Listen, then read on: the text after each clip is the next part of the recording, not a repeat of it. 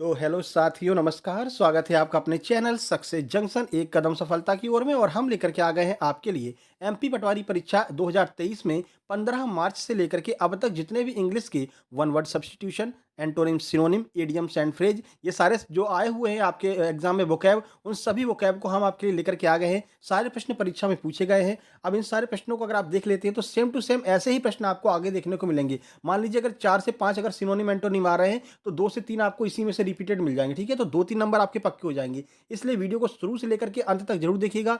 हर एक पेपर में 7 से 8 नंबर की वोकैब आ रही है। ये वीडियो अगर आप देख लेते हैं तो इनसे रिलेटेड जो प्रश्न हैं वो आपको वहाँ पर मिल जाएँगे। तो 7 से 8 में से कम 5 5 या 6 जो वोकैब होगी वो आपकी जानकारी की होगी, जिसे आप देख कर के आराम से लगा सकते हैं। तो वीडियो को शुरू से लेकर के अंत तक ज़रूर देखेंगे। चैनल को सब्सक्राइब करके और नोटिफ़िकेशन बेल ज़रूर दबा लेंगे। और ये बता दें आपको, आज 30 मार्च है। 30 मार्च को आपका कोई एग्ज़ाम नहीं है। किसी भी फर्जी एनालिसिस के चक्कर में मत पड़िएगा। आज का ऑफ है, सरकारी छुट्टी है इस वजह से, ठीक है? कल ह जैसे ही आपका एग्ज़ाम होगा तो कल हम आपके लिए लेकर के आ जाएँगे वापस से एग्ज़ाम एनालिसिस। और आज हम आपके लिए इंग्लिश के महत्वपूर्ण प्रश्न लेकर के आ गए हैं।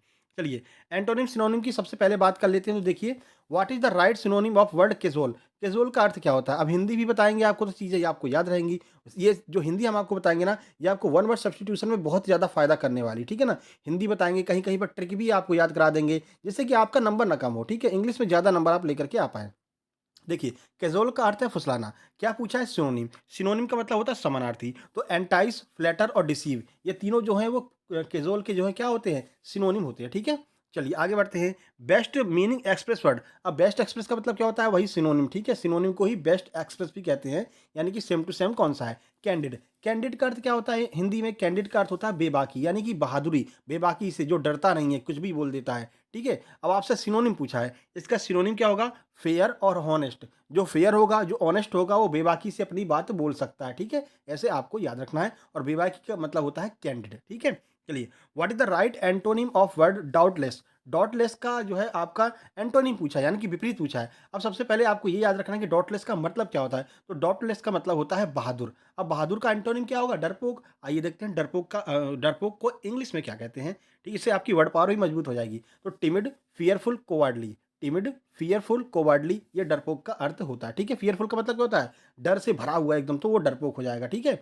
चलिए, एंटोनिम ऑफ वर्ड डेज़ेक्ट। डेज़ेक्ट का एंटोनिम, डेज़ेक्ट का विपरीत पूछा है, डेज़ेक्ट का विलोम पूछा है। अब डेज़ेक्ट का अर्थ क्या होता है? डेज़ेक्ट का अर्थ है मतलब उदास रहना, बहुत परेशान सा रहना, ठीक है? तो इसका एंटोनिम पूछा है, विलोम पूछा है, तो क्या हो जाएगा? प्लीज़। प्लीज़ माने क्या होता है? बहुत खुश रहता है, भाई बड़ा बड़ा खुश है, वो तो बड़ा प्लीज़ है, ठीक है? इन स्पिरिट का मतलब क्या होता है? एकदम उत्साह से भरा हुआ। इन का मतलब होता है उसमें उत्साह भरा हुआ है। जब उत्साह भरा रहेगा तो क्या रहेगा? खुश रहेगा। देखिए, 2 अर्थ होते हैं। देखिए, अगर किसी वर्ड के आगे इन लग जाए तो मतलब पॉजिटिव अर्थ आ रहा है, ठीक है? और आगे आपको और बताएँ कि एन लग जाए या फिर ए लग जाए तो उससे क्या होता है? वो अपोज़िट जो है मीनिंग देता है। वो आपको हम आगे बताने वाले हैं, कैसे आप पहचानेंगे ये पॉजिटिव मीनिंग दे रहा है या फिर नेगेटिव मीनिंग दे रहा है, ठीक है?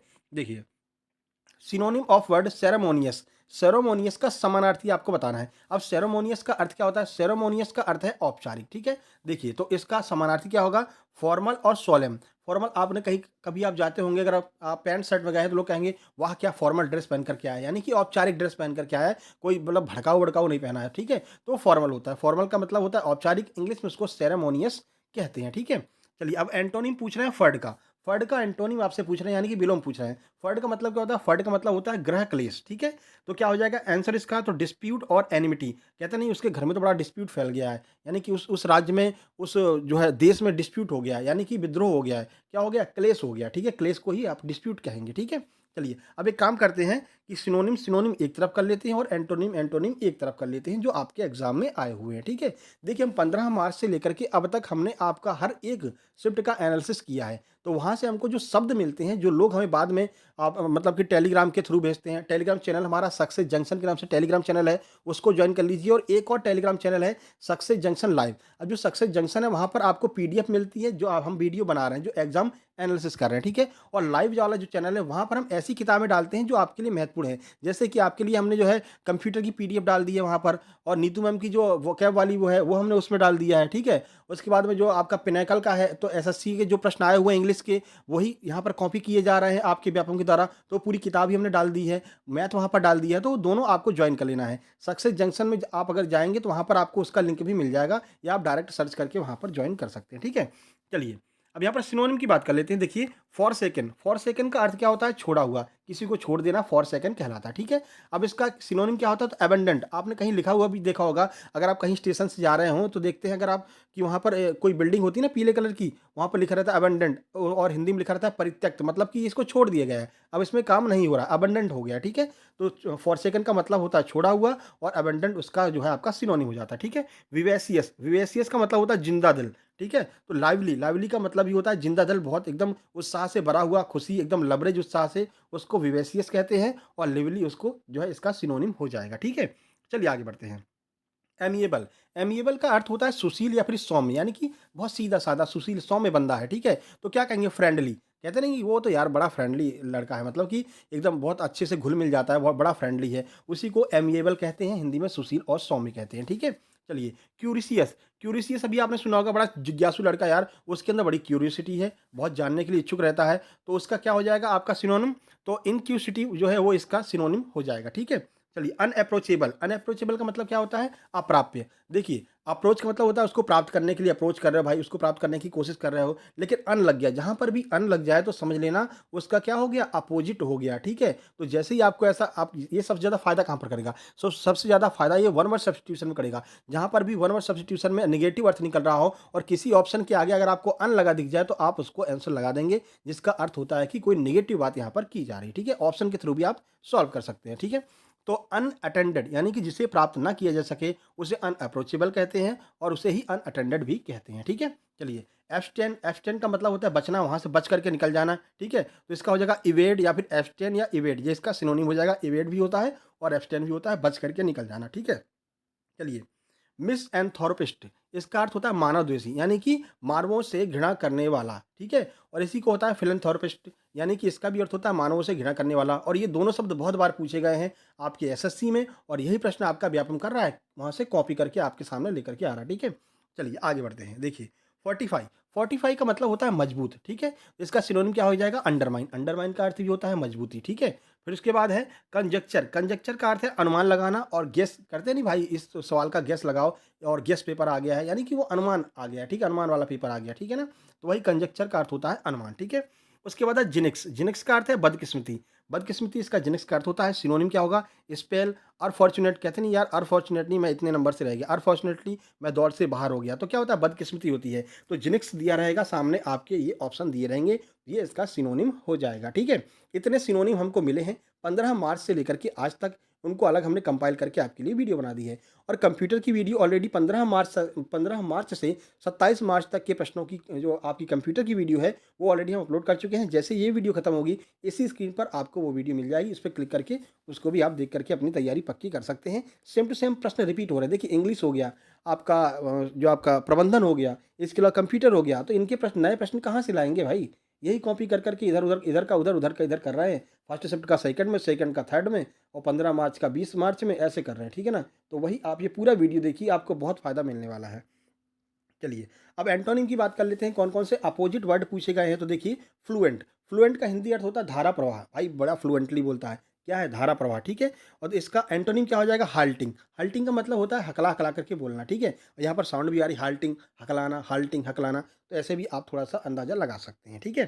चलिए, एडवर्सिटी, एडवर्सिटी का मतलब होता है आपदा, आपदा आ गई भाई, उसके पास तो बड़ी आपदा आ गई, उसके ऊपर बड़ी आपदा आ गई। उसका एंटोनिम क्या होगा? प्रॉस्पेरिटी, प्रॉस्पेरिटी का मतलब क्या है? बड़ा प्रॉस्पेरस इंसान है, बहुत धनी इंसान है, प्रॉस्पेरिटी, ठीक है। चलिए, उसके बाद है रिलक्टेंट, रिलक्टेंट का अर्थ होता है अनिच्छुक, उसकी इच्छा नहीं है। विलिंग, विलिंग का अर्थ होता है मेरी इच्छा है, मेरी ये विलनेस है, मेरी ये मतलब कि विलिंग माने मेरी इच्छा है कि मैं इस चीज़ को प्राप्त कर लूँ, मेरी ये विल है, विल का अर्थ भी इच्छा होता है, ठीक है ना।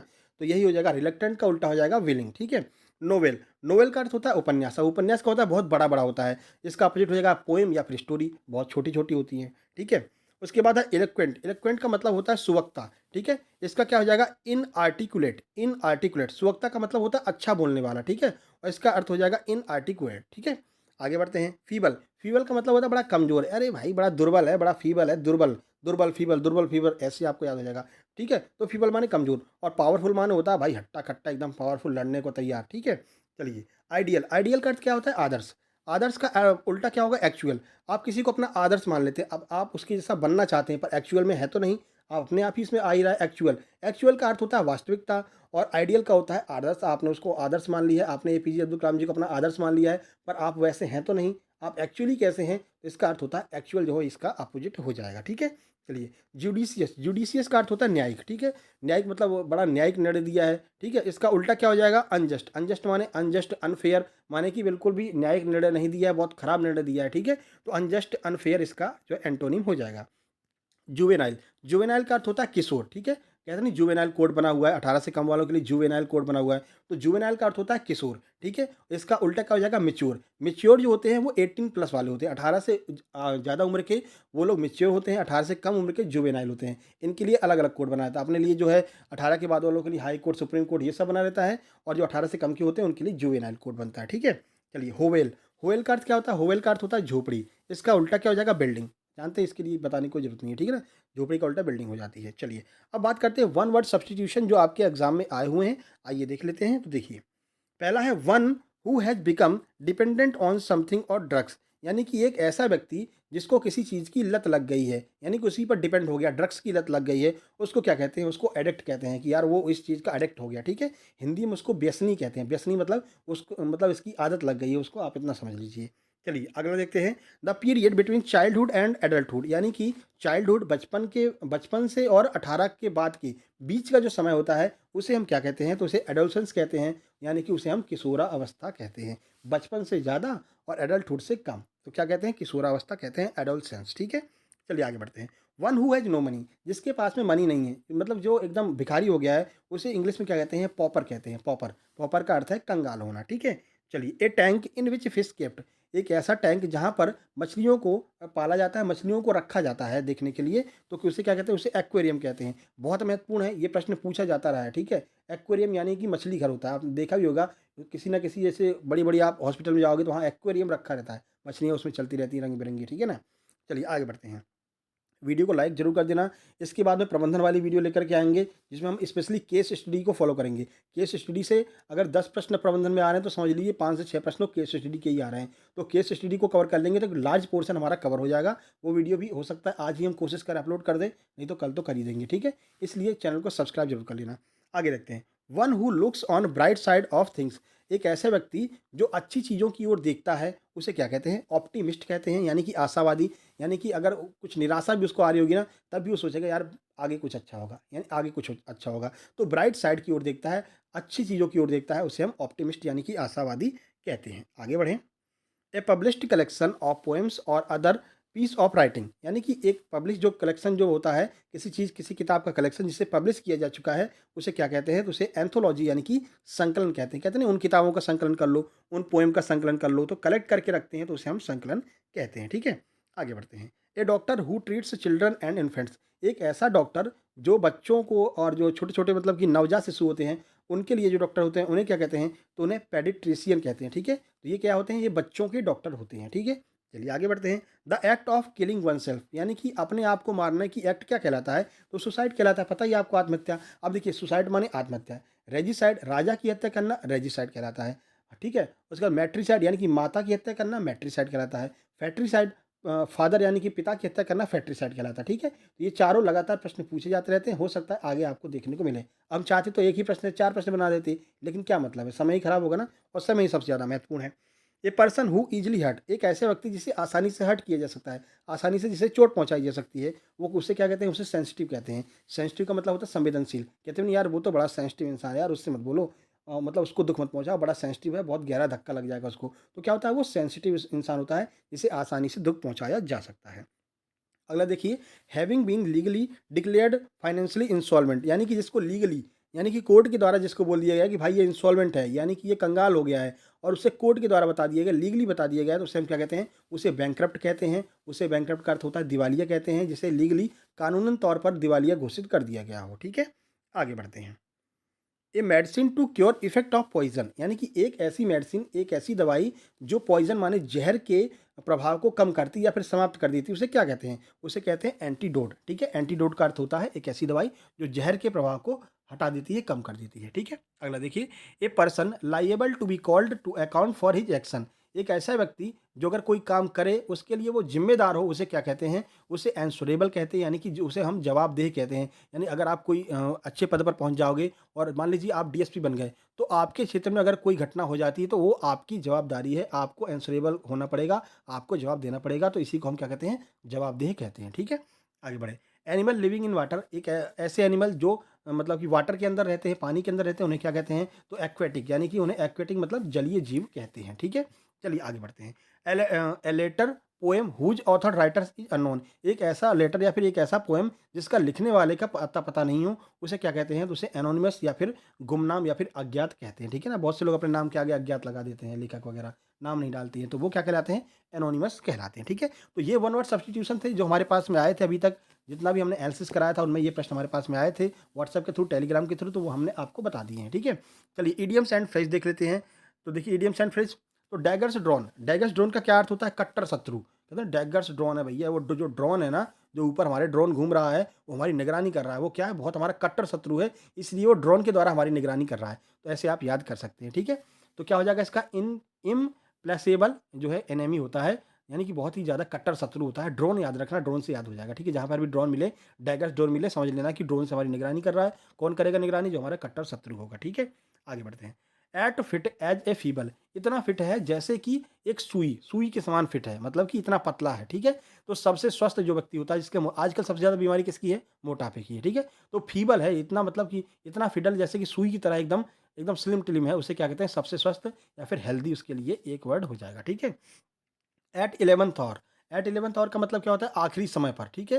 एट लास्ट मोमेंट इसका इंग्लिश में हो जाएगा। कैसे याद रखेंगे? 11th ऑवर का मतलब होता है 11 से 12 के बीच का समय क्या होता है? देखिए 12 तक आपकी घड़ी होती है, ठीक है? 12 के बाद का समय छोड़ दीजिए, 11 से 12 के बीच में कैसा समय होता है? जब मतलब कि घड़ी का समय समाप्त होने वाला होता है, इसीलिए इसे कहते हैं एट 11th ऑवर, यानी कि 11 से 12 के बीच का समय, एकदम लास्ट मोमेंट पर जा करके उसने कोई काम कर दिया, उसे एट 11th ऑवर कहते हैं, ठीक है? आगे देखिए डॉग्स एंड कैट्स लाइफ, ये तो कल ही हमने आपको बताया था, ये आपके इडियम्स आया था, डॉग्स एंड कैट्स लाइफ, इसका अर्थ होता है झगड़ालू ज़िंदगी, ठीक है? क्विरलसम लाइफ। अब ये डॉग्स एंड कैट्स लाइफ का मतलब क्या होता है? देखिए कुत्ते और बिल्ली में कैसी ज़िंदगी होती है, अगर कुत्ते बिल्ली को एक साथ रख देंगे तो क्या करेंगे वो? लड़ाई करेंगे बहुत भयंकर वाली। तो क्विरलसम जो लाइफ होती है, उसे जो है डॉग्स एंड कैट्स लाइफ कहते हैं, ठीक है? टू स्मेल अ रैट, जिसका अर्थ होता है शक होना, जिस ठीक है? सस्पेक्टेड थिंग इसका इंग्लिश में हो जाएगा। टू स्मेल अ रैट, अगर कहीं पर चूहा मर जाता है तो क्या होता है? बदबू आती है उसकी, तो आपको शक होता है यार कहीं पर चूहा मरा है, इसका मतलब बदबू आ रही है। तो क्या कहते हैं उसे? शक होना, इंग्लिश में उसे सस्पेक्टेड थिंग्स कहते हैं, ठीक है? आगे बढ़ें। Quick on trigger, quick on trigger का अर्थ होता है तुरंत कार्रवाई, ठीक है? जैसे कि ट्रिगर पे उंगली रखे ही हो, आपने कहा फायर तो तुरंत फायर, ठीक है? तो रिस्पॉन्ड क्विकली, यानी कि तुरंत जो है जवाबदेही होती है, तुरंत जो रिएक्शन करता है, उसे क्विक ऑन ट्रिगर कहते हैं, ठीक है? कैसे याद रखेंगे बता दिया ना, ट्रिगर पर उंगली रखी है, जैसे आप फायर करेंगे तुरंत दबा देगा, यानी कि तुरंत कार्रवाई करता है, तो क्विक ऑन ट्रिगर, ठीक है? टू बरी द अटैच, बरी द अटैच यानी कि शांति बनाना, ठीक है? To make peace, to make peace, bury the अटैच। अब क्या कैसे याद रखेंगे? इसमें एक शब्द आपको दिख रहा है बरी, बरी का अर्थ क्या होता है? जब कोई कहीं पर मतलब कि हंगामा करता है तो उसको पकड़ लिया जाता है, ठीक है? पकड़ करके जेल में बंद कर दिया जाता है। जब उसको जेल से बाहर निकाला जाता है, क्या कहते हैं? उसको बरी कर दिया, उसको छोड़ दिया, बरी कर दिया। बरी क्यों कर दिया? उसने कहा है कि भाई आगे से हम शांति बनाए रखेंगे, हमको बरी कर दो, हमको छोड़ दो, ठीक है? तो ऐसे आप याद रखेंगे। तो बरी द अटैच का मतलब होता है शांति बनाना, टू मेक पीस, ठीक है? आगे बढ़ते हैं। Watch his step, watch his step का अर्थ है ध्यान देना, और इसका इंग्लिश में हो जाएगा वॉक केयरफुली। अब इससे आपको समझ में आ रहा है, वॉच हिज स्टेप यानी कि अपने पैरों को ध्यान से धीरे धीरे रखिए, सोच समझ करके रखिए, यानी कि केयरफुली चलिए, ठीक है ना? नहीं तो आप गिर जाएंगे। तो वॉक केयरफुली, ध्यान देकर चलना, ठीक है? To be in hot water, in hot water का मतलब क्या होता है? कठिनाई की स्थिति। अब आपको मान लीजिए कोई एकदम गर्म कढ़ाहा है, उसके अंदर पानी रखा हुआ है गर्म, ठीक है? उसमें आपको डाल दे तो क्या होगा? आप मतलब बहुत कठिनाई की स्थिति में आ जाएंगे, ठीक है? तो क्या हो जाएगा? टू बी इन ट्रबल, यानी कि आप ट्रबल में आ जाएंगे, आप कठिनाई में आ जाएंगे। तो to be in hot water का अर्थ होता है टू बी इन ट्रबल, ठीक है? आगे बढ़िए। वेट ब्लैंकेट, वेट ब्लैंकेट का अर्थ क्या होता है? सबसे अच्छा दोस्त, ठीक है? Good companion. आप कैसे याद रखेंगे वेट ब्लैंकेट? भाई ऐसा है कि आप फंस गए कहीं, मतलब कि ऐसी जगह पर जहाँ पर पेड़ पौधे वगैरह नहीं है, ना ही कोई घर वगैरह है, और वहाँ पर पानी बरसने लगा, पर आपके पास में एक कंबल है, आपने उस कंबल को ओढ़ लिया और वो क्या हो गया? वेट हो गया, गीला हो गया। मतलब खुद तो वो गीला हो गया, लेकिन आपको उसने पानी से बचा लिया, ठीक है? तो एक तरह से बहुत अच्छा दोस्त हुआ ना आपका, गुड कंपेनियन हुआ ना, सबसे अच्छा दोस्त हुआ ना, इसी का अर्थ हो जाएगा वेट ब्लैंकेट, ठीक है? आगे बढ़ते हैं। रेनिंग कैट्स एंड डॉग्स, जिसका अर्थ हो जाएगा भारी वर्षा, यानी कि heavily rain. Cats and dog मतलब कि इतनी ज़्यादा बारिश हो रही है जैसे कैट्स एंड डॉग बरस रहे हो, ठीक है ना? ऐसे आप सोच सकते हैं। तो भारी वर्षा, हैवली रेन जो है वो कैट्स एंड डॉग्स का मतलब हो जाएगा, ठीक है? To eat humble pie, to eat humble pie का अर्थ है नीचे दिखाना, ठीक है? फील ह्यूमिलिएटेड, यानी कि किसी की बेइज्जती कर दो, टू ईट हम्बल पाई हो जाएगा, नीचा दिखाना इसका अर्थ हो जाएगा, ठीक है। वैसे मान लो आपको मैथ पसंद नहीं है, लेकिन मैथ में एक होती है पाई। अब आपके लिए पाई वाले ही सवाल सबसे ज़्यादा दे दिए जाएँ, यानी कि वो किसी को सामने वाले को पता है कि इसको मैथ पसंद नहीं है और वो उससे कह दे कि एक काम करो, इसको मैथ के सवाल जो है इसको दे दो, तो क्या हो जाएगा, टू ईट हम्बल पाई, यानी कि पाई खाने के लिए उसको दे दी। पाई बराबर पाई का मान 3.14 होता है, वही उसको खाने के लिए दे दी, मतलब कि उसको पाई उसके सामने परस दी, इसलिए। और उसको जो है मैथ से घृणा थी, तो ईट जो आपका हम्बल पाई का अर्थ हो जाएगा नीचा दिखाना, उसको मतलब एक तरह से उसकी बेइज्जती कर दी, ठीक है। चलिए, hue and cry. Hue and cry का मतलब है ऊँची आवाज़, क्राई माने आप जानते हैं चिल्लाना या फिर रोना, ह्यू माने होता है बहुत तेज़। ह्यू मतलब कि एक तरह से कह सकते हैं ह्यूज, ह्यू को ह्यूज बना लो। ह्यूज ह्यूज का अर्थ क्या होता है, बड़ा-बड़ा, ठीक है ना? तो बड़ा, ह्यू एंड क्राई का अर्थ हो जाएगा ऊँची आवाज़, एन अप्रोर इसका अर्थ हो जाएगा, ठीक है? चलिए आगे बढ़ते हैं।